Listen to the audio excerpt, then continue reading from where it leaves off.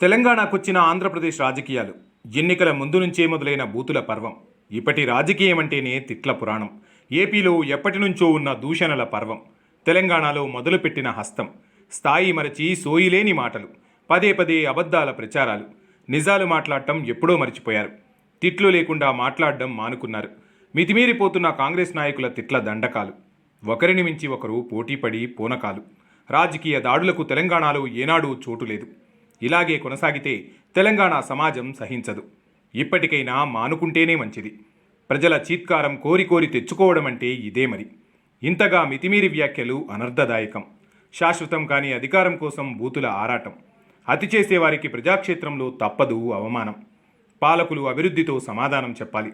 ప్రతిపక్షాలకు చోటు లేకుండా చేయాలి. ప్రతిపక్షం మీద పగతో కాదు, ప్రగతితో పైచేయి సాధించాలి. మాటల దాడితో జరిగేది శూన్యం. ప్రజలు కోరుకునేది మేలైన పాలన, సుపరిపాలన. తెలంగాణలో ప్రశాంతమైన రాజకీయ వాతావరణంలో అలజడులు రేగడాన్ని మేధావి వర్గం ప్రశ్నించాలి. తెలంగాణ రైతాంగ ఉద్యమకాలం నుంచైనా ఎంతో చైతన్యవంతమైన సమాజం తెలంగాణ. తెలంగాణ రాజకీయాల్లో ఆవేశాలకు తావులేదు. ఆలోచన పూర్వకమైన విధానమే ఆనాటి నుంచి ఉంది. అదే ప్రజల జీవన విధానంలో మమేకమైంది. నాయకుల తత్వంలోనూ ఉంది. కానీ కొద్ది కాలంగా తెలంగాణలో తిట్ల పురాణాలు, బూతుల దండకాలు మొదలైపోయాయి. అవి మితిమీరిపోతున్నాయి. ఇలాంటి కలుషిత వాతావరణం ఆది నుంచి ఆంధ్రప్రదేశ్లో ఉంది. ఉమ్మడి రాష్ట్రంలో ఉన్నప్పుడు కూడా అలాంటి ఆధిపత్య రాజకీయాలు ఆంధ్రప్రదేశ్కు మాత్రమే పరిమితమయ్యాయి. ఏనాడు తెలంగాణ సమాజం మీద రాజకీయాలలోనూ దాని ప్రభావం కనిపించిన దాఖలాలు లేవు. నాయకులు కూడా చూపించలేదు. ఎలాంటి సమస్యనైనా రాజకీయంగా పరిష్కరించుకునేవారు. ఏనాడు హద్దులు దాటలేదు. కానీ ఇటీవల చోటు చేసుకుంటున్న పరిణామాలు తెలంగాణ రాజకీయాలకు ఏమాత్రం మంచిది కాదు. ఇది తెలంగాణలో అన్ని రాజకీయ పార్టీలు ఆలోచించుకోవాలి. ఆవేశాలు ఎప్పటికైనా అనర్థమే. ప్రజలు 10 ఏళ్ల తర్వాత కాంగ్రెస్ పార్టీకి అధికారం ఇచ్చారు. ఒక్క ఛాన్స్ అంటూ ప్రజలను వేడుకున్నారు.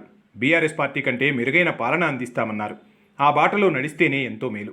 రాజకీయాలలో కలుపుకుంటూ పోవాలి. కానీ కెలుక్కుంటూ పోతే దాని ప్రభావం రాష్ట్ర ప్రజల మీద పడుతుంది. నాయకులు బాగానే ఉంటారు. వారి వెంట తిరిగే కార్యకర్తల జీవితాలు ఆగమవుతాయి. అందుకు ప్రత్యక్ష సాక్ష్యాలు పొరుగు తెలుగు రాష్ట్రాల్లో చూస్తున్నాం. అలాంటి పరిస్థితులు తెలంగాణలో ఎవరూ కోరుకోవద్దు. 14 ఏళ్ల సుదీర్ఘ తెలంగాణ పోరాటం కూడా అన్ని రాజకీయ పార్టీలు కలిసి సాగించింది అనే విషయాన్ని మరవద్దు. మేం చేస్తేనే తెలంగాణ వచ్చిందని ఇంతకాలం ఎంత ప్రచారం చేసుకుంటూ వచ్చినా ఫలితం పోయింది. తెలంగాణ తెచ్చిన పార్టీ ఉద్యమకాలంలో ఇచ్చిన ప్రధాన హామీలలో నియామకాలను గాలికి వదిలేసింది. పోలీసు ఉద్యోగాల మీద పెట్టిన శ్రద్ధ ఇతర ఉద్యోగాల కల్పనలో పెట్టలేకపోయింది. అప్పటికి తెలంగాణ సమాజం హెచ్చరిస్తూనే ఉంది. యువతరం ఉద్యమించింది. నిరుద్యోగులు రోడ్డెక్కారు. ఉద్యోగాలు ఇవ్వమని పోరాటాలు చేశారు.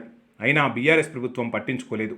వ్యవసాయం మీద పెట్టిన ప్రత్యేక దృష్టి కొన్ని సత్ఫలితాలనిచ్చినా, కాళేశ్వరం గుదిబండగా మారుతుందని హెచ్చరించినా వినిపించుకోలేదు. ఎన్నికల ముందు సరిగ్గా అన్నారం బ్యారేజీలో కుంగిన పిల్లర్లు బీఆర్ఎస్కు ఓటమిని తెచ్చిపెట్టాయి. సుందిళ్లలో ఏర్పడిన బుంగలు నిండా ముంచాయి. ఏ రైతుల కోసం కేసీఆర్ తపనపడ్డాడో అదే రైతులు వ్యతిరేకమై కూర్చున్నారు. బీఆర్ఎస్ను బోల్తా కొట్టించారు. 2014 ఎన్నికల ముందు ప్రధానంగా ఇచ్చిన కొన్ని హామీలలో 2 పడక గదుల ఇండ్ల ప్రభావం గత ఎన్నికల్లో తీవ్రంగా పడింది. కారుకు ఓటమిని కట్టబెట్టింది. ఇలా తప్పుల మీద తప్పులు చేసుకుంటూ పోవడం వల్ల ప్రజలు మార్పు కోరుకున్నారు. కాంగ్రెస్ పార్టీ ఇచ్చిన హామీలను ప్రజలు బలంగా నమ్మారు. ఇక్కడే అసలైన రాజకీయం మొదలైంది. ఎన్నికల ముందు రేవంత్ రెడ్డి చేసిన వ్యాఖ్యలు ప్రజలకు వినసొంపుగా మారాయి. ప్రభుత్వ వైఫల్యాలను ఎండగట్టే తరుణంలో రేవంత్ రెడ్డి ఇచ్చిన హామీలు ప్రజలను బాగా ఆకర్షించాయి. కానీ అధికారంలోకి వచ్చిన తర్వాత ముఖ్యమంత్రి రేవంత్ రెడ్డి నుంచి మంత్రులు, ఎమ్మెల్యేలు మాట్లాడుతున్న భాష మీద ప్రజలు కూడా తీవ్ర అభ్యంతరం వ్యక్తం చేస్తున్నారు. ప్రధానంగా కేసీఆర్పై ముఖ్యమంత్రి రేవంత్ రెడ్డి చేస్తున్న వ్యాఖ్యలను ప్రజలు ఆహ్వానించలేకపోతున్నారు. పార్టీ సభల్లో కాంగ్రెస్ కార్యకర్తలు చప్పట్లు కొడుతున్నారని రెచ్చిపోయి మాట్లాడడం సబబు కాదు. ముఖ్యమంత్రి మాట్లాడుతున్న మాటలను చూసి మంత్రులు, ఎమ్మెల్యేలు కూడా అదే బాటలో నడుస్తున్నారు. ఇది నగుబాటుకు మార్గంగా మారుతుంది. మొత్తంగా చూసుకుంటే ఏపీ రాజకీయాలు ఇక్కడ కనిపిస్తున్నాయి.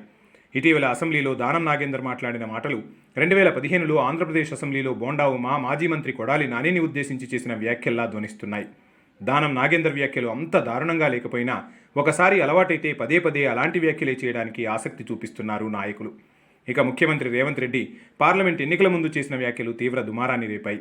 పండబెట్టి తొక్కుతా, కొడుకులను అంటూ రెచ్చిపోయారు. కత్తెరతో చింపి పేగులు మెడలో వేసుకుంటూ చేసిన వ్యాఖ్యలు సహజంగా కాంగ్రెస్ నేతలు కూడా సమర్థించలేదు. ముఖ్యమంత్రి రేవంత్ రెడ్డి చేసిన వ్యాఖ్యలు కొన్ని సామాన్యుడు మాట్లాడితే దేశద్రోహం కేసులు పెట్టేంతగా ఉన్నాయి. కాంగ్రెస్ కార్యకర్తలు మానవ బాంబులవుతారంటూ చేసిన వ్యాఖ్యలు రాజకీయంగా ఆధిపత్య ధోరణిని చూపించినా కార్యకర్తలు ఆ మాటలు నిజంగా తీసుకుంటే పరిస్థితి ఎలా ఉంటుంది? కేసీఆర్ లాంటి వారిని లాగు లేకుండా చేస్తాను, లాగుల్లో తొండలు తొడుగుతాను అంటూ సీఎం అలవాటుగా చేసుకున్న వ్యాఖ్యలపై తెలంగాణ మేధావి సమాజం స్పందించాల్సిన అవసరం ఉంది. అలాంటి మాటలు రాజకీయంలో భాగమనుకుంటే పొరపాటే. ఇటీవల సిద్దిపేట ఎమ్మెల్యే హరీష్ రావు విషయంలో హుస్సేన్ సాగర్లో దూకి చావమంటూ సీఎం వ్యాఖ్యానించడం సమర్థనీయం కాదు. నిజానికి ప్రతిపక్ష పాలకపక్షాన్ని రెచ్చగొట్టడం చూస్తుంటాం. కానీ ప్రభుత్వమే ప్రతిపక్షాన్ని రెచ్చగొట్టే రాజకీయాలు కూడా ఆంధ్రప్రదేశ్ నుంచే మొదలయ్యాయి. ఆంధ్రప్రదేశ్లో 2014 ఎన్నికల్లో గెలిచిన చంద్రబాబు అక్కడి ప్రతిపక్ష నాయకుడు జగన్ను అడుగడుగునా అవహేళన చేశారు. అప్పటికే ఆయన బలమైన ప్రతిపక్ష నాయకుడిగా ఉన్నారు. అయినా ఆయన్ను అడుగడుగునా అసెంబ్లీలో అడ్డుకుంటూ సామరస్యపూర్వకమైన వాతావరణంలో ప్రజా సమస్యలు చర్చ జరగాల్సిన సమయంలో తిట్ల పురాణాలు జరిగాయి. దాంతో జగన్ అసెంబ్లీకి వెళ్లలేదు, పాదయాత్ర చేశాడు. 2019లో గెలిచాడు. ఆ తర్వాత అధికారంలోకి వచ్చిన జగన్ అదే తీరును అనుసరించాడు. అంతకంటే ఎక్కువ రెచ్చిపోయాడు. తెలుగుదేశం పార్టీ ఎమ్మెల్యేలను పురుగుల కన్నా హీనంగా చూసి మాట్లాడుతూ వచ్చారు. ఏకంగా కక్షపూరిత రాజకీయాలు చేశారు.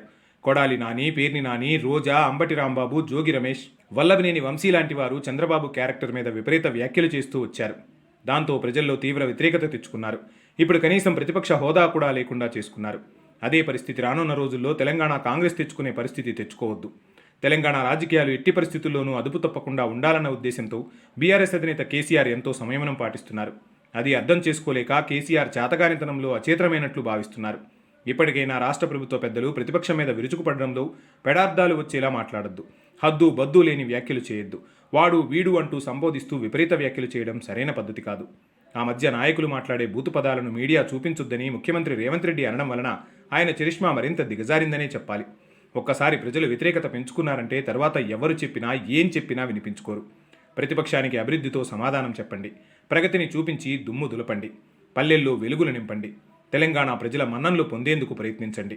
అంతేకాని ప్రతిపక్ష బీఆర్ఎస్ మీద నిందలేస్తూ కాలయాపన చేయడం వల్ల ఒరిగేదేమీ లేదు. కాంగ్రెస్ భవిష్యత్తుకు దారి చూపదు.